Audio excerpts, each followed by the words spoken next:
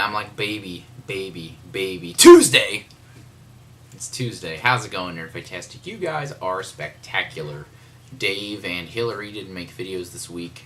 And I can only assume that they were just sucked up in the rapture, so they probably won't be with us, forever. So that stinks. Let's have a moment of silence for that. In serious news, but also trashy television talk news, the Macho Man Randy Savage, oh yeah, passed away last week. He was in a car accident.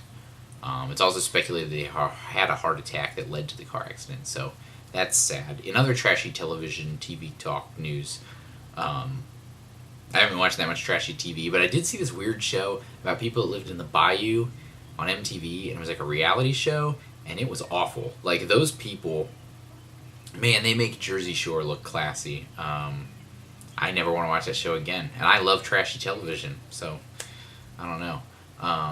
There's that. In good television news, though, Sarah, you're right, The Office finale was kind of boring. I was kind of bummed out, and but I did like Parks and Recreation. Little Sebastian, tear.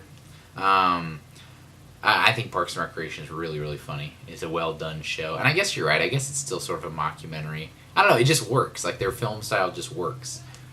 So that's good. I really just like it when they turn to the camera and they just, like, talk. And Ron Swanson just makes me laugh endlessly. So, well, not endlessly. I'm not laughing now. So, whatever. Travis, thanks for the condolences about my lady friend. And, I would hire you, I guess, if you wanted to fly all the way across the country to come to work every day. That's a long commute. It's a long haul. I could talk about Allison Brie and why she's a total hottie. It kind of rhymes, but it doesn't really. Casey, I think that you appreciate this because I said it on Twitter one time.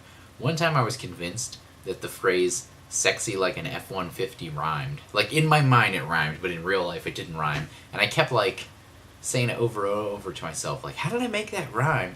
And it never rhymed. I don't know what's wrong with me. So, there's that. Casey, you'll like this one too. I was visiting my brother, or my half-brother, and his dog is like a straight-up lap dog. Like, you sit down and the dog, seriously just wants to sit on your lap and just, sit there. It's like a cat, except it doesn't suck, because it's a dog. It was kind of cool. Actually, I don't know if you'll appreciate that. You probably, because the dog needs to be trained better to not sit on you. I don't know. I don't know anything about dogs. I just think that his dog was cool. It was a wiener dog. You know why the cowboy got a wiener dog, right?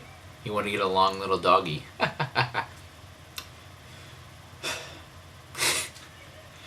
Anyways, just to end the video on a more somber note, I was thinking about that guy who had predicted the end of the world and how he was wrong. But what if the end of the world really was coming? What if there was a pending date? And what would you do if you knew that it was that date? And I was kind of thinking about that, and I was like, that question's bogus because people ask that all the time and whatever. But then I was really thinking about it, and I was like, what are things that I would do if the world was about to end? Would I...